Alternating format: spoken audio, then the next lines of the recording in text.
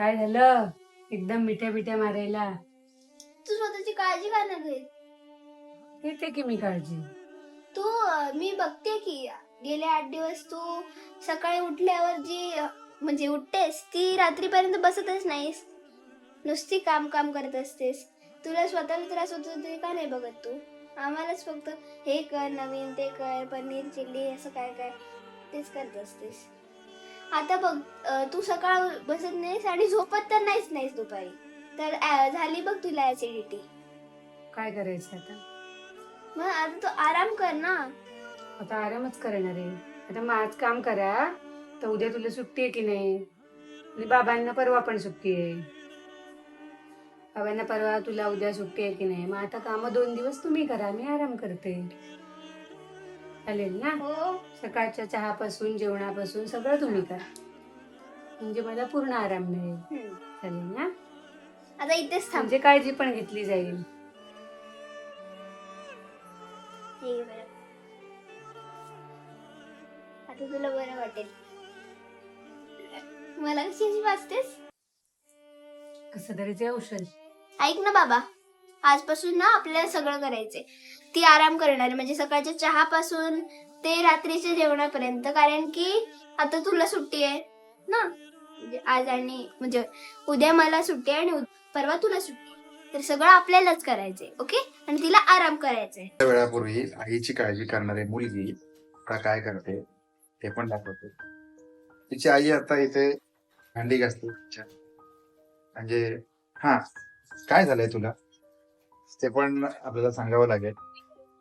तर ऐकूया, बोल काय झालं. काय झालंय म्हणजे बाकी ताप सर्दी तर काही होत नाहीये मला. पण माणूस म्हणलं की ह्या गोष्टी होतात, सर्दी ताप खोकला वगैरे. तर मला एकच दिवस ताप आला होता आणि सर्दी माझ्या नाकाला कधीही येत नाही. खोकला सुद्धा कधी ओला खोकला येत नाही, आला तर कोरडाच खोकला येतो. त्यामुळे जे शरीरातलं कफ आहे ते बाहेर पडत नाही, खोकला न झाल्यामुळे, सर्दी न झाल्यामुळे. आणि तो कफ आतमध्ये छातीत चिटकून राहिलाय आणि त्याच्यातच पित्त पण झालंय आणि दोन्ही आतमध्ये असे कंजेक्शन झालंय त्याचं. बरोबर. त्यामुळे पित्त त्याचा आणि त्रास कफ होतोय असेल. मला. हा, पित्त आणि कफ एकत्र. आणि मी डॉक्टरांकडे जाऊन आलो. ईश्वरीला आपण घरीच ठेवली होती. त्याच्यामुळे मग ते आल्यानंतर थोडस तिला हे झालं की आणि आई तिला आम्ही आल्यावर सांगितलं की नाही, ऍडमिट करायला सांगितली. त्यामुळे ती जास्त घाबरली. तिला आम्ही गंमत केली आहे. थोडा आम्ही तिचा ईश्वरी सोबत जरा प्रँक केला. तिला म्हटलं की ऍडमिट करायला सांगितले आणि घाबरली जरा थोडी ईश्वरी. पण ऍक्च्युअली तसं काही नाही होतं ना. बऱ्याच वेळेला प्रत्येकाची प्रकृती आणि मेडिसिनला रिस्पॉन्स करण्याची एक सिस्टम वेगवेगळी असते. तसं तिचं झालं. मागच्या वेळेला एक 8 दिवसापूर्वी डॉक्टरांकडे जाऊन आलोच कफसाठी स्पेसिफिक. आणि तेव्हा त्यांनी तो कफ बाहेर पडेल पातळ होऊन म्हणून औषधं दिली होती. पण त्यांनी म्हणजे जो मला थोडासा त्रास होत होता तो कमी झाला होता. पण आज सकाळपासून मला परत तसंच व्हायला लागलं. असं श्वास घ्यायला थोडासा त्रास व्हायला लागला, असं दमल्यासारखं, एकदम दम भरल्यासारखं. त्याच्यामुळे परत एकदा जस्ट म्हटलं उगाच हे नको, आपण कन्सल्ट करून घेऊया, दाखवूया काय म्हणतात ते बघूया. तर म्हटलं त्यांनी चेक केलं आणि सांगितलं की कुठली गोष्ट वाढायला नको. त्यांनी सांगितलं की कुठे कफ नाहीये आतमध्ये, कफ गेलाय पण पित्त आहे, क्लिअर आहे, पित्त आहे, सूज आहे थोडीशी आतमध्ये, फुफ्फुसावर थोडासा म्हणजे श्वास नलिकेवर. श्वास नलिका आणि अन्न नलिका आपल्या एकाच ठिकाणावर नसतात आणि पित्त जर असेल ना आणि त्याला सूज येते, त्यामुळे थोडासा त्याला त्रास होतो, थोडं हे होऊन जातं असं आहे. तर ठीक आहे, ते काय होऊन जाईल, बरं होईल. आणि अजूनही तो एकदम चेहऱ्याने तर एकदम फ्रेश काही होत नाही, सगळी कामं करतेस खरं तर. त्रास होतो. आणि कसं असतं प्रत्येकाच्या घरामध्ये नाही की काय काहीतरी बायकांची सवय असते. हे बघा, मी परत आता एखाद्या गुणावरती येतो. गुण का अवगुण तुम्ही सांगा, हा गुण आहे की अवगुण आहे. पण आता ही सगळी भांडी जर का मी घासायची म्हटली तर मला प्राजक्ताने अजिबात परमिट केलं नसतं. मी किती घासायची म्हटली तरी तिने परमिट केलं नसतं. का तर तिला अजिबात ह्याच्यावर काही चालत नाही. इथे डाग राहिला, इथे काहीतरी भाताचं राहिलं, इथे काहीतरी ताटामध्ये काहीतरी थोडंसं राहिलं, हे तिला अजिबात पटत नाही. चालणार. दुसऱ्या दिवशी त्याच ताटात जेवायचंय आपल्याला. आणि हे असं माझ्याकडून होतच नाही. मी जेव्हा भांडी घासतो, जर का कधी वर्षातून एखाद्या वेळेला वगैरे, तर तिथे काहीतरी याच्यामध्ये असं राहून जाते आणि मग ते तिला पटत नाही. त्याच्यामुळे मग आपण करायचंच नाही आणि आपली सुटका करून घ्यायची. असं म्हणजे ही एक टिप्स पण आहे सगळ्यांना, पुरुषांना, की तुम्ही अशी भांडी घासा की तुम्हाला बायकोनी परत सांगितलंच नाही पाहिजे की अहो भांडी घासा म्हणून. आम्ही तसंही सांगत नाही तुम्हाला, कळलं? मी जस्ट एक हे केलं ना, एक्सप्लेन केलं की नाही बाबा असं नाही पाहिजे म्हणून. ओके, तुझी औषधानंतर तुझी गोळी कुठली? एक गोळी आहे ना? नंतरची आहे, दोन पण गोळ्या ती आहेत. जरा 5 मिनिटांनी घे. 2 गोळ्या आहेत ना? हो. ठीक आहे. त्या पावल्याने जाऊन आपण बघूया. माँ मेरी माँ तू मेरा लाडला.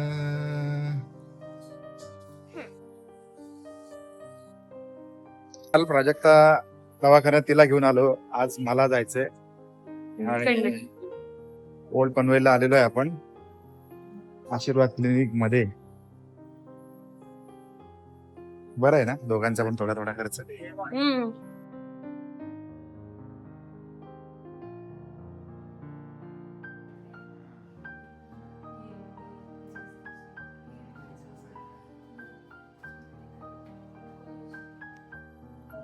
हळदी आहे. नाही काढायचं, बरं.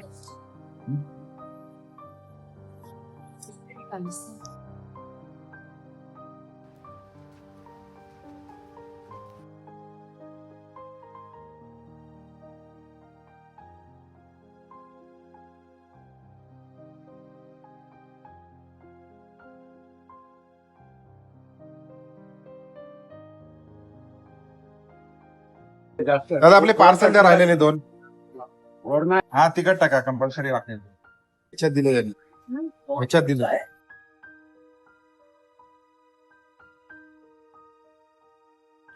अजून पाहिजे?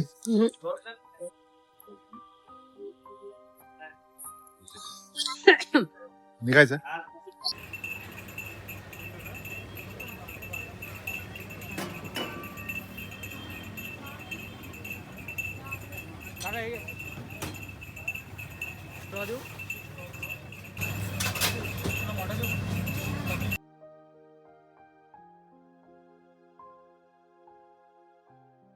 मी आता तुम्हाला दाखवणार आहे ना, ते तुम्हाला बघून तोंडाला पाणी सुटेल असं. ओके, थांबा आता. टॅडॅन. हे बघा, कैरी, छोटी कैरी आणि थोडी आंबट आहे. आणि तिखट घातलं, थोडंसं साखर घातलं एकदम, आणि तिखट. आता चला आम्ही खाते. चला आपण आता खाऊया.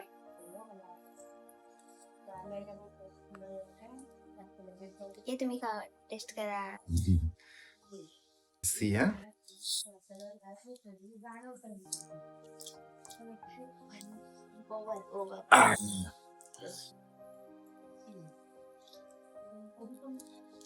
मस्त आहे,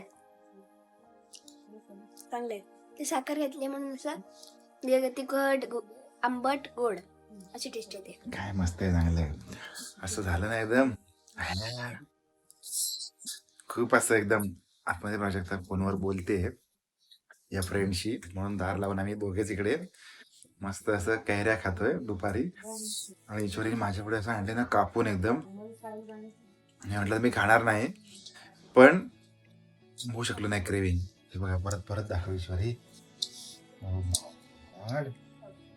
छोटीच कैरी होती, छोटीशीच होती कैरी. छोटीशीच होती, पण अजून संपल्या की अजून आहेत? संपल्या. कैरी संपली पूर्ण? एकच होती, अर्धी आहे अजून. नाही. एवढं तू अख्खं खाणार आहे सगळं? सर्दी होईल. एवढं सगळं खाणार आहेस? माय गॉड, काय करायचं. आम्ही पण लहानपणी खायचो खूप असं. मला चिंच खायला, इमली इमली ना.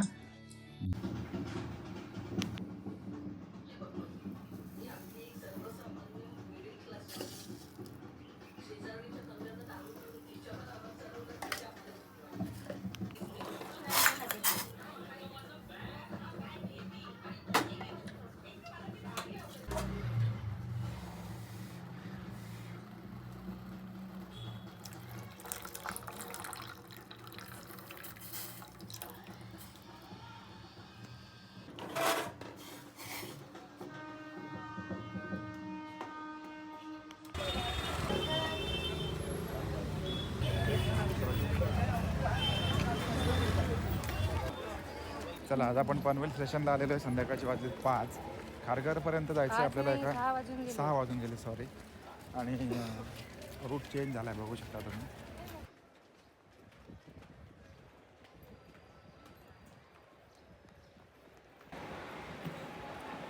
आता आपण धावपळ करत आलो, पण 6:25 झालेत. समोर गाडी लागली 6:33ची है ना. 8 मिनटं आपल्याला आरामात बसावं लागणार इथे. छोटासा प्रवास आहे ना, मग काय एवढं थोड्यात नाही. पण तरी येताना थोडी गर्दी लागेल. येताना गर्दी लागेल थोडी.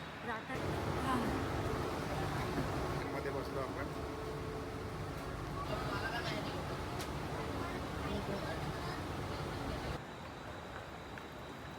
ही आजच्या दिवसाची आमच्या आयुष्यातली एक लक्षवेधी घटना असणार आहे, बरोबर ना. आपण उतरलो आहे आणि समोर ॲटो दिसतात. ॲटो पकडूया. बघूया ॲटो आता शेअर आहे की आपल्याला ॲटो करावी लागते, ते सगळं बघणार आहोत आपण.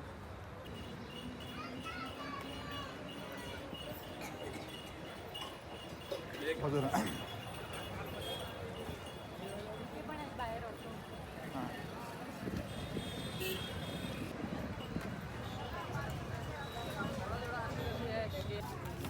आणि कुठल्या हॉस्पिटलमध्ये.